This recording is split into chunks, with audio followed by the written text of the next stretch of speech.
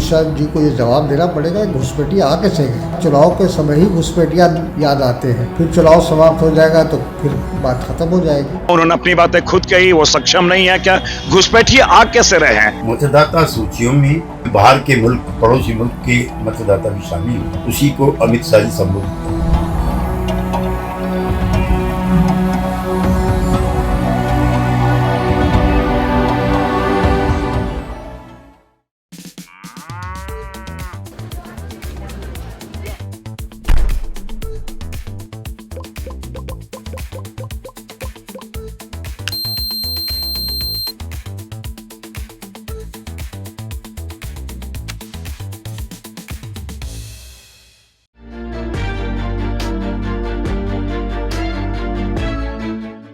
केंद्रीय गृह मंत्री अमित शाह ने बिहार में कांग्रेस और आरजेडी की वोटर अधिकार यात्रा पर निशाना साधा है। शुक्रवार को गुवाहाटी में नए राजभवन के उद्घाटन कार्यक्रम के दौरान गृह मंत्री ने दरभंगा में महागठबंधन की यात्रा में पीएम मोदी के लिए अभद्र शब्दों के इस्तेमाल पर नाराजगी जताते हुए कांग्रेस पर घृणा की राजनीति करने का आरोप लगाया। उन्होंने कहा कि हर चुनाव में आपने प्रयास करके देख लिया, लेकिन फिर भी इससे कुछ नहीं सीखा। हर चुनाव में आपने गाली दी और मुंह की खाई, और फिर विजय को झुठलाने के लिए यह घुसपैठिया बचाओ यात्रा लेकर निकले।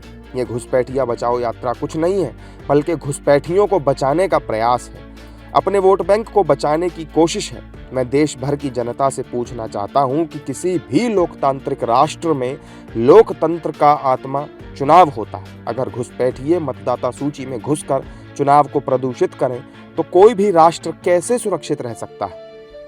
गृह मंत्री अमित शाह के इस बयान के बाद सियासी घमासान शुरू हो गया। कांग्रेस नेताओं ने पलटवार करते हुए घुसपैठियों की समस्या के लिए अमित शाह को जिम्मेदार ठहराया है। गृह मंत्री कैन टेल एनीथिंग, बट गृह मंत्री का this is very clear that Home Minister himself is already shocked by seeing this support of the other.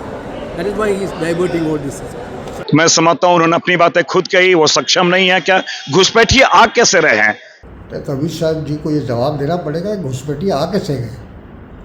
उनके गृह मंत्री रहते हुए, सीमा सुरक्षा दल के रहते हुए, सीमा पार करके हज़ारों मील का सफ़र तय करके बिहार में घुसपैठिया आ कैसे गए।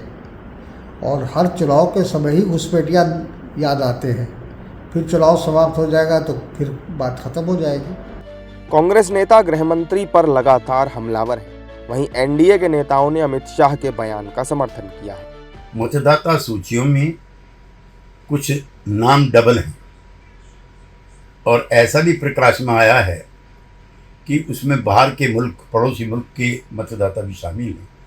उसी को अमित शाह जी संबोधित करें। निश्चित रूप से लोकतंत्र में कानून बना हुआ है कि देश के नागरिक ही वोट डालेंगे। एक जगह एक वोट पड़ेगा, कोई मरा हुआ आदमी का नाम खारिज होगा, 1860 के बाद उसका वोट में नाम आएगा। तो ऐसे जो भी हैं, तो अगर ये नहीं है तो ये जो पार्टियां हैं, जो किसको आप वोट डलवाना चाहते हैं? हम कोई कागज लाए, कागज बनाए। दरभंगा में वोटर अधिकार यात्रा के दौरान पीएम मोदी पर अमर्यादित टिप्पणी को लेकर बीजेपी लगातार राहुल गांधी से माफी मांगने की बात कह रही है। वहीं राहुल गांधी ने इस मामले पर अभी तक कोई प्रतिक्रिया नहीं दी है। ऐसे में देखना यह होगा कि क्या राहुल गांधी कांग्रेस कार्यकर्ता की इस अशोभनीय हरकत पर माफी मांगते हैं या नहीं।